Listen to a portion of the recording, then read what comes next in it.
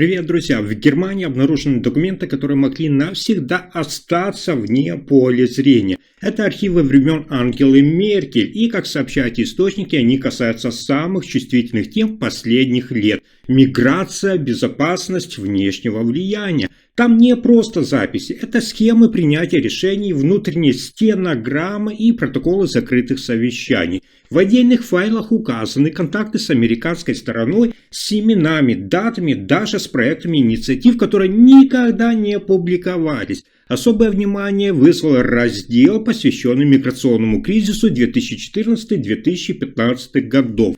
Из этих документов следует, власти тогда знали о грядущем перегреве системы, но все равно открыли границы. В одних записях Меркель якобы лично настаивала на политике открытых дверей, несмотря на предупреждения аналитиков и спецслужб. В других зафиксированы переговоры с лидерами Европейского Союза, где Германия брала на себя обязательства, от которых позже формально отказалась. По данным инсайдеров, многие фрагменты были помечены как не для хранения, но они сохранились в цифровом формате в закрытых системах.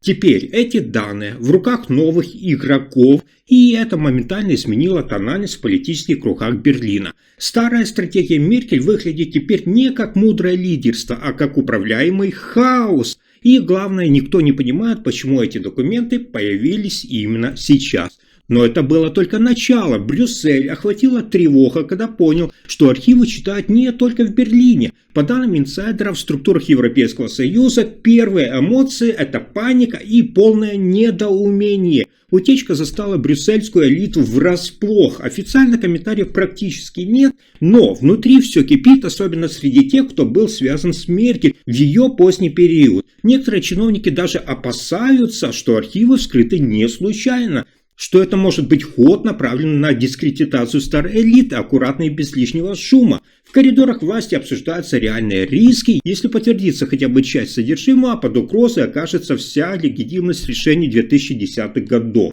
Там имена, договоренности, конкретные формулировки, которых в публичном поле никогда не было. Политологи говорят об эффекте домино. Если сейчас начнется расследование, потянутся новые нитки, и не только в Германию, но и в Брюссель, Париж и Рим. Как сообщают источники, уже состоялись экстренные консультации на уровне старших помощников глав МИД и Советов Европейского Союза. Сценарий, который считается невозможным, стал повесткой дня. И то, как поведет себя Берлин, сейчас главный вопрос кулуаров. А теперь новая угроза на пороге. Европа ищет удар, к которому не готовился никто. Европейский Союз входит в турбулентную фазу. В преддверии осени все больше сигналов указывает на надвигающуюся новую волну миграции. Не просто рост числа беженцев, а реальный перегрев системы, которая уже сейчас работает на износ.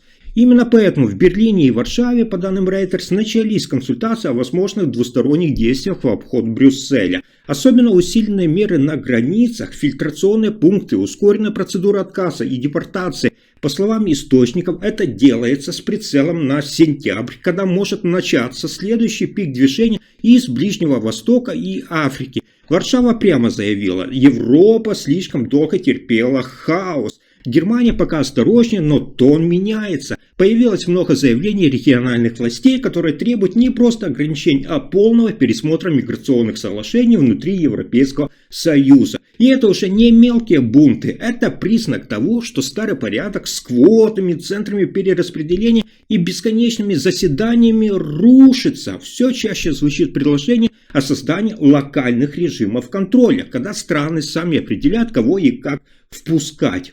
Такого Евросоюз еще не знал. Если этот тренд закрепится, общая миграционная политика превратится в чисто формальность, а на деле каждый будет играть свою роль под свой страх и риск. И прямо в центре этого нарастающего давления сам Фридрих Мерц со своими экстренными планами. Мерц, по информации из правительственных кругов, стал главным координатором всех антикризисных шагов ФРГ. Он не просто контролирует министерство, он лично задает рамки решений. Внутри его офиса, по инсайдерским данным, действует отдельная группа по управлению миграционными сценариями. Туда входят представители МВД, Минюста, внешней разведки и даже Министерства обороны. На повестке не просто пропускная система, а реформа законодательства, создание временных центров на внешних рубежах и даже обсуждение прямых соглашений с транзитными странами без согласования с Еврокомиссией. Речь идет о полном изменении подхода. Меньше деклараций, больше прагматизма.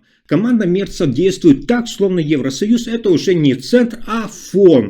Источники в МВД признают, если ситуация ухудшится, Германия будет действовать в одиночку, с прямыми приказами, без оглядки на общеевропейские нормы. Это уже не координация, а фактически захват инициативы. Риторика жестче, инструменты быстрее. И главное, все это одобряется в Берлине как новый стиль управления. Для Евросоюза это сигнал. Германия может не только перестать играть по правилам, она уже пишет свои. Но чем громче действует Мерц, тем быстрее старая элита начинает двигаться. И все громче звучит вопрос, а не готовят ли Ангелу Меркель к возвращению? Нет, речь не идет о формальном посте канцлера, но внутри Европейского Союза, особенно в Париже и Брюсселе, ее фигура вновь становится ключевой. Политтехнологи утверждают, им нужен символ, а не Меркель, самый узнаваемый. В условиях, когда Евросоюз штормит, а доверие к новым лидерам сыплется, старая гвардия снова поднимает голову. По данным немецких обозревателей, некоторые бывшие министры из времен Меркель начали появляться на важных мероприятиях, давать интервью, писать колонки в крупных европейских изданиях.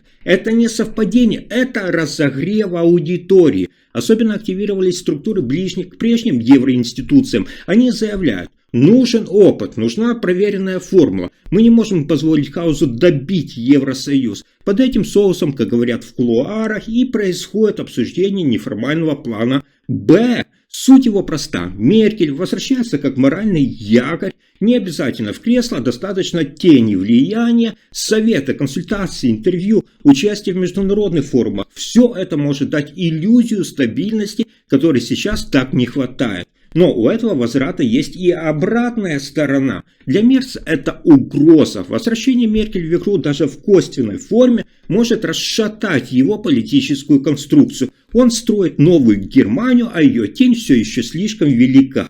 А теперь самое интересное. Скрытый план Меркель может перевернуть все с ног на голову. Официально его не существует, но все чаще политические круги обсуждают схему, которую уже прозвали планом Меркель. Суть проста, не формальное возвращение, а стратегическая кампания. По словам инсайдеров, обсуждаются 3 канала влияния. Медиа для создания нужного образа, дипломатия через старые связи в Париже, Риме и Брюсселе и мягкая активность – это участие в международных инициативах под флагом стабильности. Такая схема позволяет вернуть фигуру Меркель в повестку дня без официальных шагов. Ее не нужно сажать в кресло, достаточно просто запустить эффект присутствия. Рядом появляются нужные эксперты, начинается накачка в средствах массовой информации, а параллельно идут переговоры с теми, кто еще помнит, как работала европейская машина в эпоху Ангелы Меркель. Этот план не ностальгия, это четкий ответ тем, кто считает Мерца угрозой прежнему порядку. Чем жестче он действует, тем активнее старая элита строит контркурс. Источники, близкие к переговорам, говорят, что даже Вашингтон не исключает такой сценарий. Если ситуация выйдет из-под контроля, старая фигура может сыграть роль успокоителя. Но самое интересное – это временные рамки. Окно возможностей сужается. Если план сработает до конца года, весной 2026 года, Европа может проснуться в другом политическом ландшафте. И в этом ландшафте у Мерца будет совсем не та позиция, к которой он стремится сейчас. Если вам понравился рассказ, ставьте лайк, подписывайтесь, делитесь этим видео. Спасибо за просмотр.